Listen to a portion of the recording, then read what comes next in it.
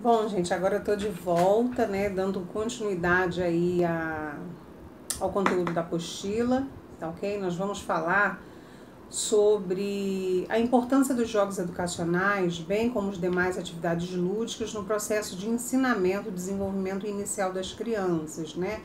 E aí o autor começa o texto fazendo aquela distinção entre o que é jogo de enredo, que a gente chama de jogos simbólicos, que são os jogos que lidam com a questão do imaginário, dos sonhos, né?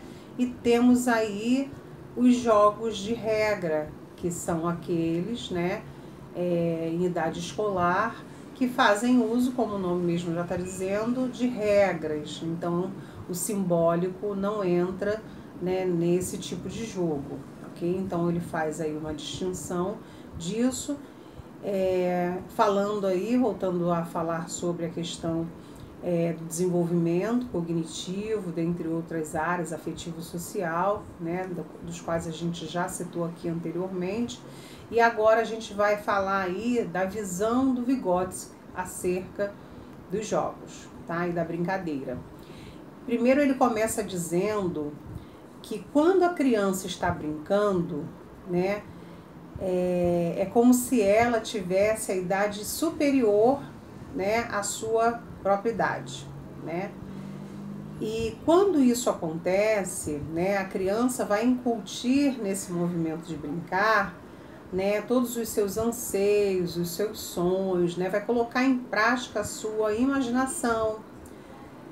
Porém, é importante ressaltar que isso, muitas das vezes, é referendado pelas experiências, né, das quais essas crianças possuem. Por isso que a gente fala o quanto é importante, né, nós, enquanto pais, enquanto educadores, mantermos aí o nosso referencial de forma positiva para que essas crianças tenham experiências significativas, né? E aí ele diz mais, que o brinquedo ele pode proporcionar uma realidade irreal, né? Ou uma fantasia que é reproduzida através da vida do adulto, ao qual a criança ainda não pode participar ativamente. Então, quando a criança está brincando, por exemplo, né, com uma boneca, um bebê, e ali ela pede, né, para calar, pera aí que eu vou pegar o chinelo, né? A gente entende que isso são reflexos justamente de experiências, não necessariamente no seu ambiente familiar, nem escolar, né? Mas são experiências vividas por essas crianças que estão lá no seu subconsciente, no seu imaginário e que, de certa forma, ao brincar, elas serão refletidas ali, né? Assim como um menino, né, pega uma arma e fala: vou te matar ou vou te prender. Isso são atividades da vida adulta, né?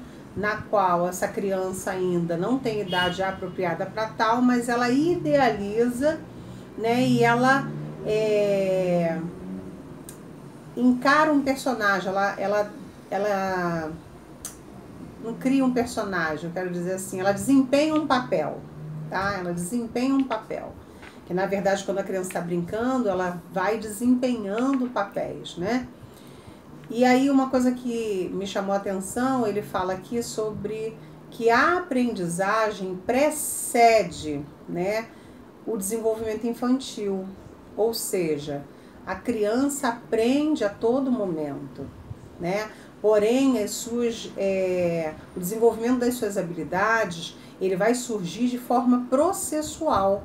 Ou seja, ao longo do desenvolvimento dessa criança, ela vai passar por determinados estágios, né? Que a gente vai ver isso lá em Piaget, dando aí o seu desenvolvimento pleno, tá? E aí ele diz assim, a aprendizagem precede o desenvolvimento humano e nesse sentido precisa compreender que a criança sempre está aprendendo e antes de desenvolver suas habilidades e capacidades, ela passa pelo processo de construção do conhecimento, ou seja, ela constrói, né, o conhecimento, na qual ela irá processualmente desenvolver o que foi aprendido. E aí diz assim, Adriana Friedman: tá? Relata sobre o pensamento de Vygotsky, lembrando que ele é um sócio interacionista, então ele acredita, né, na interação, que através disso as aprendizagens acontecem, né, através da troca. Por isso é chamado sócio interacionista. O correto conhecimento da realidade não é possível se certo elemento da imaginação sem o distanciamento da realidade. Por isso que eu falei isso com relação àquele cuidado, que nem sempre o que a criança está colocando ao brincar também é o que ela está vivenciando. Então a gente precisa fazer essa distinção e esse distanciamento, muitas das vezes, da realidade. Das impressões individuais imediatas, concretas, que representam essa realidade nas ações elementares da nossa consciência, tá? Então, muitas das vezes, né, tem famílias que chegam ao consultório e falam assim para mim, tem uma, vamos colocar assim, ele fala palavrão, mas eu não sei onde ele ouve isso, porque lá em casa a gente não fala, né? Então, se a criança, ela representa um comportamento, obviamente que isso aí fez parte da experiência dela, está lá, né, na consciência dela, e que em algum momento ela vai colocar para fora.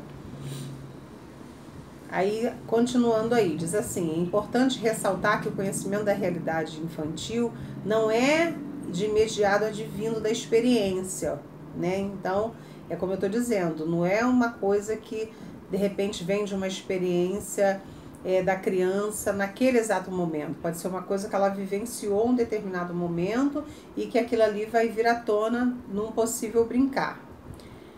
É um estágio complexo e gradativo, né? Complexo porque realmente envolve, né, muitas habilidades, e gradativo porque ele vai acontecendo aí ao longo do desenvolvimento desse indivíduo.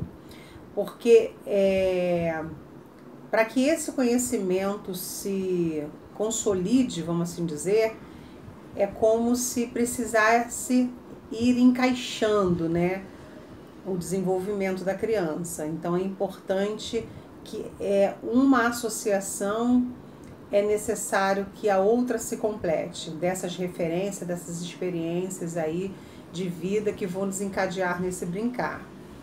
Aí diz aqui, para a criança compreender a sua própria realidade, é necessário justamente essa articulação de conhecimento, tá? Firmando aí uma ideia construída e ela poder transcrever assim o seu dia a dia. E aí Vygotsky diz o seguinte, ele afirma que crianças com menos de 3 anos, o brinquedo é uma coisa muito séria, né? Pois ela não separa a situação imaginária do real.